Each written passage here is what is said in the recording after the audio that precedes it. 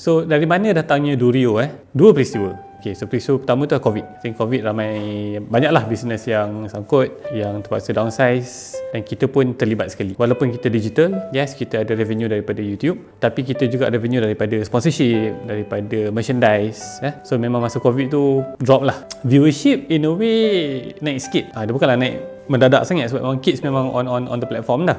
Tapi for company macam kita, efeknya paling besar pada sponsorship. Sebab kita punya revenue model ataupun business model kita adalah kita work dengan partners, dengan sponsors untuk buat branded content, untuk buat iklan, untuk buat event. Pada masa COVID tu semua sponsors tak nak invest lah, masing-masing tutup dan senyap. So kita pun tak dapat lah any jobs yang tengah ada pun semua sangkut. So that was the challenge dari segi COVID lah. Yang kedua sebenarnya berlaku sebelum COVID tu. COVID bulan 3. Bulan 1 YouTube platform telah menukar polisi. Announcement tu berlaku pada bulan 9 2019. YouTube telah kena saman oleh kerajaan US and Children's Protection Act, COPPA law. Rasa sebenarnya bagus.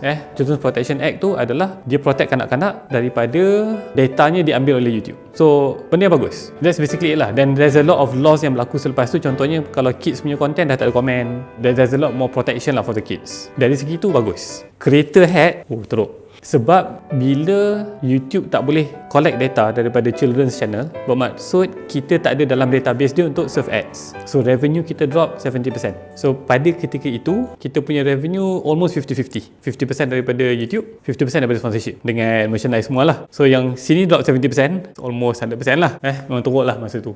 I think mindset yang berlaku pada ketika itu ada beberapa lah. Pertama adalah kalau kita teruskan macam ni, kita in the mercy, kita dalam situasi bergantung kepada platform orang lain yang tak tahu sama ada kalau ditukar polisi lain pula dia kata kanak-kanak tak boleh ataupun tiba-tiba dia buat polisi Islamic content tak boleh, habis sebab dia owner. Kita kata we have to change something lah, kita kena ubah satu benda tu. Dan pada masa yang sama juga in business juga berlaku lah pada ketika itu 2020 tadi COVID dan juga YouTube change of policy. Kita terpaksa juga release beberapa orang sadly pada ketika itu. So bukan 150 orang kot. 2021 juga saya ada break up lah ataupun part ways dengan partner saya dekat Digital Durian. I think on the gentleman punya note, kita fikir macam mana kita nak bawa haluan lah masing-masing. Paling mudah adalah saya nak buat Islamic, dia nak buat normal. Ada Didian Friends, ada Omar Hana, kita cut lah. Dia ambil Didian Friends, saya ambil Omar Hana. And I think that was quite straightforward lah. Tapi ada juga challenge-nya yang kita kata walaupun kita ada Omar dan Hana, macam mana kita nak buat platform? Still ada masih platform. I think the best way yang kami decide pada ketika itu adalah untuk buka satu syarikat pemula, startup yang baru dengan different mindset, dengan different colour, orange. Tertubuhlah Durio pada Ogos 2021. So the mindset adalah bukan production company. Sebab bila production company kita just produce content. Bila platform ni kita dah jadi macam basically kita tengok the positive lah macam Netflix. Kita kalau baca buku Netflix tu, and they are a startup company yang basically growth dia adalah pada subscribers. So model Durio Plus ni adalah kalau business model dia lah dia bukan macam YouTube. Sebab YouTube streaming juga dia panggil AVOD, advertising video on demand. Kita tak nak buat advertising. Sebab apa? Sebab kids macam tak betul juga. And ethically we want to do the right thing. Cara yang nak buat hanyalah kalau kita nak sustain, nak grow adalah subscription, SVOD, subscription video on demand.